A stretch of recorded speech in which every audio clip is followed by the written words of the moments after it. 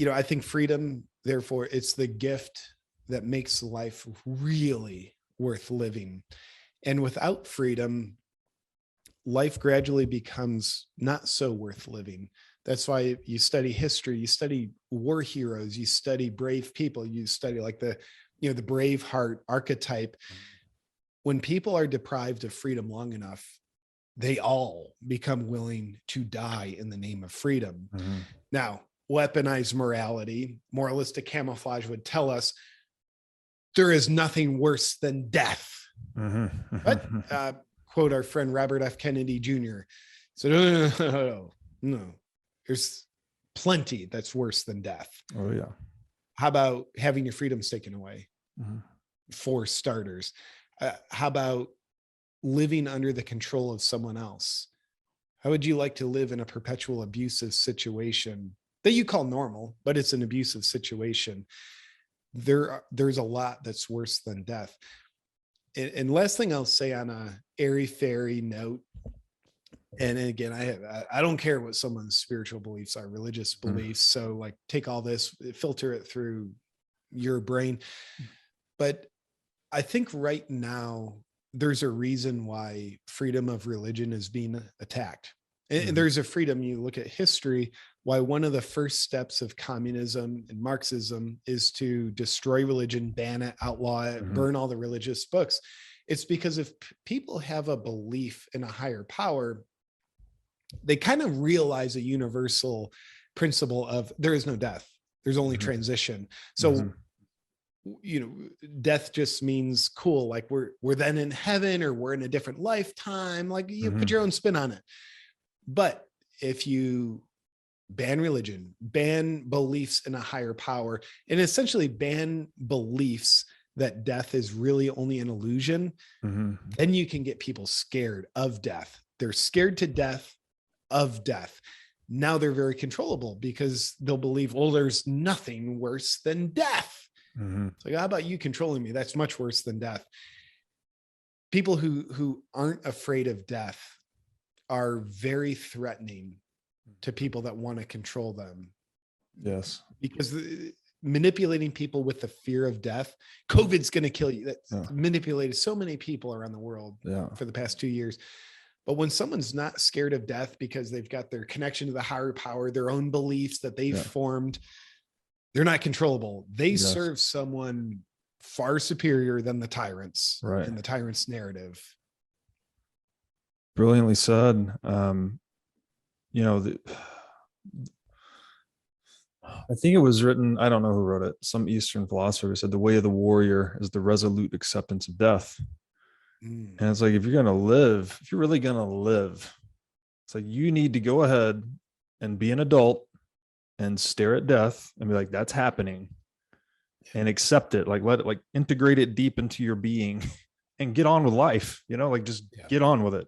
Do what you want to do, enjoy it, seize the moment, whatever you want to say. And people that run from that, I mean, you're fucked. You were fucked.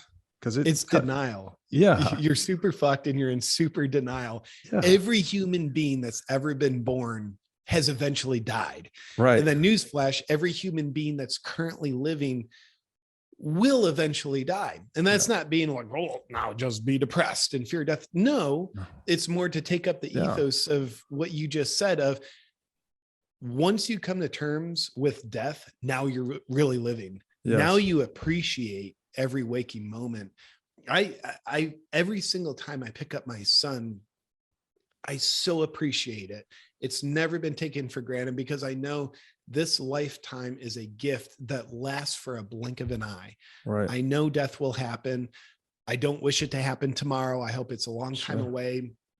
And I don't really know when it's going to happen. But like you said, I know it's going to happen. Yeah. And it's a great paradox. That's when you really start living. Yeah. And I don't know, I guess something about taking responsibility too. Like, because again, in fear, you're abdicating a responsibility. Someone's like, oh, just do this thing for your own good. And you're like, so scared to die. Like, okay, I'll do whatever. It's like, you're not taking responsibility for your own life, your own decisions. You're not living in your own power, frankly. And there's something really this terrible about that. It's demeaning to your humanity to some extent. And I love what you're saying here about connecting it to God. I was not religious for a long time, but in the past couple of years, I basically consider myself a disciple of Christ. Now, I was like, I'm just trying to be like that guy. Like, he was the archetype, right, of meeting hatred with love and betrayal with compassion and all the things. You actually read the story and it's just overwhelming. I don't care about your religious beliefs. As just a story, it's overwhelming and archetypal about how humans should aspire to be, in my opinion. And if we, even just in a practical sense, like, you don't have to believe in the afterlife per se, but we know that people like Christ and others, they have an afterlife. Like, it's going on right now, right? They live on in the lives of others. You brought up Martin Luther King earlier. I would say he's had a pretty significant afterlife, right? He's got a holiday. He's got roads in every major city named after him. He changed the course of human history. There's plenty of people we can talk about, Marcus Aurelius, et cetera, et cetera. But there is practically, in a non-spiritual sense, an afterlife. And I think if you point yourself at that, like, how do you maximally contribute to the lives of others, adding value to the lives of others, if you will, that becomes a very powerful resistance to fear. It's like, what are you going to do to me? Are you going to kill me? So fucking what? Like, I'll stand up with my heart towards truth until you do. And then hopefully that influences and echoes in the lives of others. So, I don't know. I just don't see a way to live higher than that. Yeah, man. And that's why I think so many of us are now on a hill that we're willing to die on. And the hill that we're protecting is called freedom. Mm-hmm. If there was anything, it's the one thing worth dying for. And of course, we hope we're not going to have to die. And if we do, so be it. But man, I think when what we all know, the only way that outside of physical enslavement, the only way that a few people can control many is through fear. And I think a lot of us don't really realize how much we've lived our entire life navigating it through fear.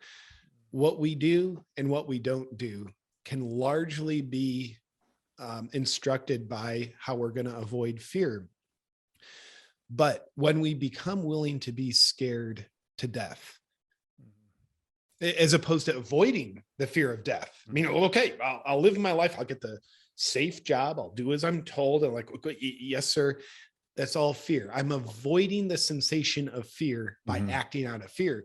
But the warrior who's willing to be bold, go outside of his comfort zone, he's not the one without fear. No, he's the one with the courage to feel the fucking fear. Yes. And he does things that provoke the fear. I know myself, not that I'm a prime example of a warrior, but I'm better than I used to be. I look at stand-up comedy. Dude, like, it scary, so fucking scary the first 100 times getting on stage. Someone who's completely living under a fear trance of, I only do things that help me avoid fear. And like anything that would provoke fear, I avoid that. They wouldn't get on stage, or they might do it once and say, wow, those physical sensations were too intense. I'm not going to do that. But then you look at anybody who's doing something great or admirable, I guarantee they went through the sensations of feeling scared to death, like getting on stage. Like, we know we're not going to die, but the sensations are like, you're scared to death, or the first time you ask your future wife out, or you start a podcast, just whatever the things are that provoke fear. When you do that, you're really living. Oh yeah. So those who are willing to tolerate the emotions of fear, specifically fear that comes with a story of this might lead to death, then I think we're really living, and we're really embodying this thing called freedom. Because it's one thing to talk about freedom. It's another thing to embody it and vibrate at the frequency of freedom. And for me, a simple recipe of what freedom is is it's a willingness to do what you're called to do, no matter how scary it is. Mhm. Whereas lack of freedom, control, that's you being in a relationship with fear. And the Mhm. relationship is built out of avoidance. Mhm. But if there's no end to what you're willing to do when you're following your calling, like, cool, I'm going to experience a 10 out of 10 fear. Cool. I'm going Mhm. into it anyway. Yeah. That's called freedom. We Yeah. get enslaved by fear, and nobody enslaves us to fear more than we do. And Mhm. once we enslave ourselves to fear, then other people can tap into our threat of enslavement we've authored. But like, welcome to humankind. I think we all have that to a degree. That's why, like, self-growth, personal empowerment, it's almost like essential Yeah. to do a lot of that in order to become a free human being, so we can navigate our lives through purpose, fulfillment, and soulful calling and our own critical thinking, rather than navigating our lives through the avoidance of fear. Yes, absolutely.